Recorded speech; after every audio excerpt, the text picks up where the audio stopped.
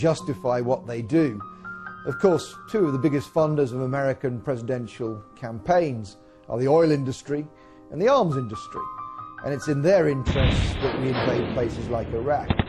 We're going to let the Israelis, or we're going to do it ourselves, attack the nuclear facilities in Iran. Now, people say that's crazy. That is absolutely crazy. I agree. The problem is, folks, the people running our policy toward Iraq and Iran were widely known in the 1980s when I was briefing the Vice President and others as the crazies, okay? The crazies. You come in on Monday morning and somebody would say, guess what the crazies did late Friday night? And you'd know exactly who the reference was. It was to Wolfowitz, it was to Pearl. So all the same folks, some of them who deserted the sinking ship like proverbial rats, okay?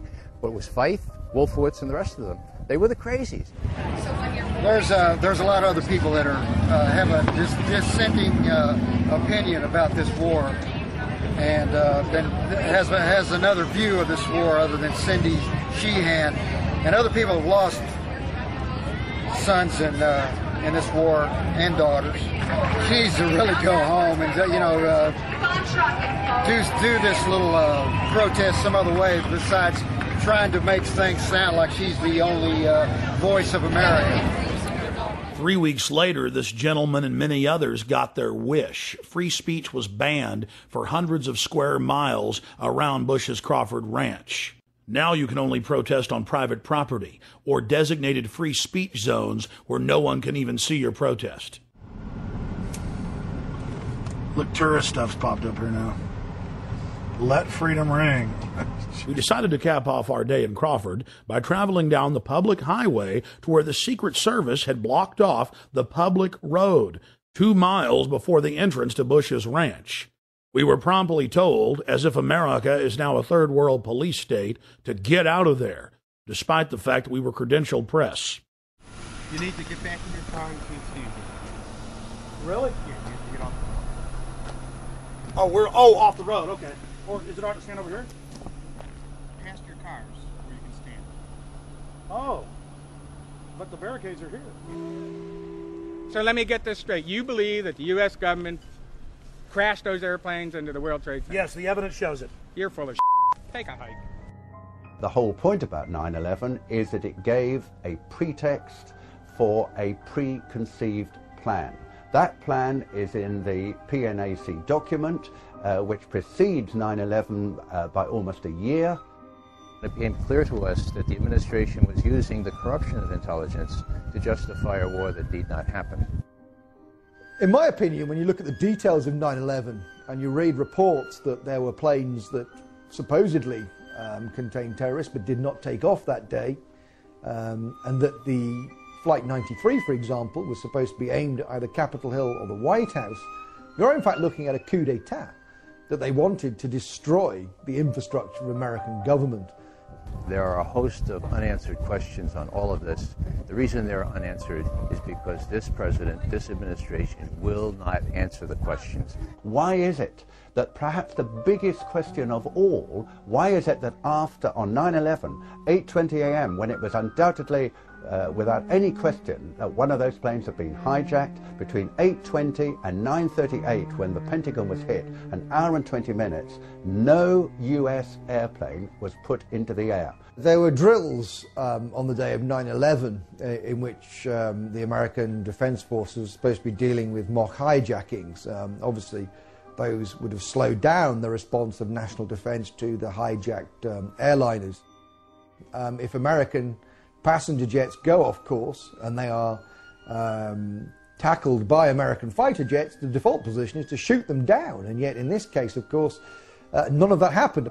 There was the Andrew Air Force Base 10 miles from Washington. It has a squadron of F-16 fighters. None of those was put into the air. This is absolutely almost incredible. The most powerful military technological country in the world, albeit under a terrifying attack, was not able to put planes into the air, which actually could probably have stopped at least the second and third hits. And we've got to ask why George Bush sat there with a group of school children for 16 minutes after he'd been alerted to a plane going into the second tower. The president's in Sarasota. He's told that the second plane has hit the the World Trade Center. And the Secret Service guy immediately says, "We're out of here." The president stays for 30 minutes, folks, for 30 minutes. Now, how do you explain that? I've talked to all manner of Secret Service people. They say, "We're out of here" was exactly the right reaction. Everyone knew where the president was. If not the president, you might have had some concern for these little kids. Why did he stay for 30 minutes? Why was he countermanded? The implication, of course, is he knew exactly what was going on, that he knew that he wasn't under attack. I think all of this needs to be explained. It wasn't in the congressional report. There was no serious examination of it. And there is the amazing statement made in the official congressional report that the American authorities have not managed to trace the source of the funding. And then the most amazingly disingenuous statement ultimately is it of little consequence. It is of massive consequence.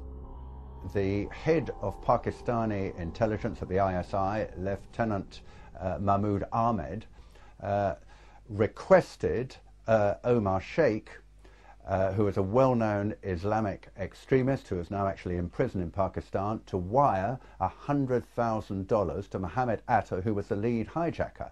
It is absolutely astonishing that lead has never been followed up. As it happened, General Mahmoud was actually on a visit to the United States, both before and just after 9/11, and saw many leading government officials. For people to dismiss these questioners as conspiratorial advocates or conspiratorial theorists, that's completely out of line, because the questions remain because the president, who should be able to answer them, will not. We have plenty of evidence that the attack on Afghanistan was planned.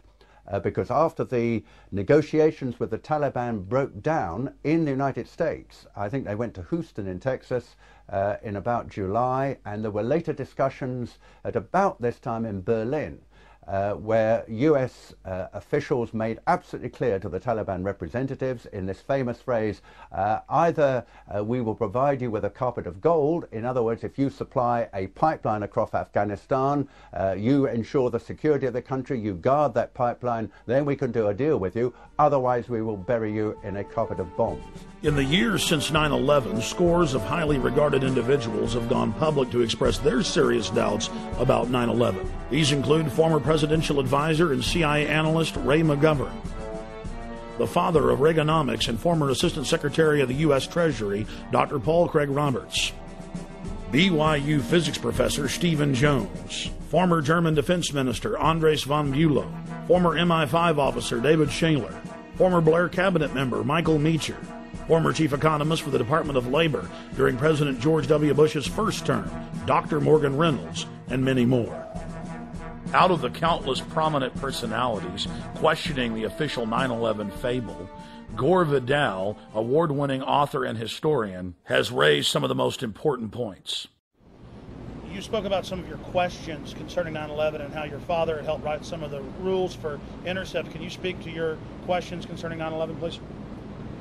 Well, there was a big story about in the India Times, which is a very good newspaper, and it was about 9/11. And we had just found out, the world had found out, that Mohammed Atta, who was a Saudi Arabian guy, but seemingly working for Osama bin Laden, that he was in charge of the planes that crashed into the New York buildings. Well, the story is really more complicated. What struck me immediately, my father was director of air commerce under Franklin Roosevelt.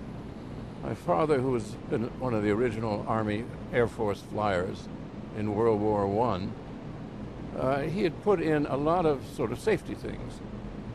In the event of a hijacking of a passenger liner or any plane that they knew about, that fighter planes would be scrambled, that is, sent up into air immediately within minutes, in order to force the plane down, to change course, shoot it down if you had to.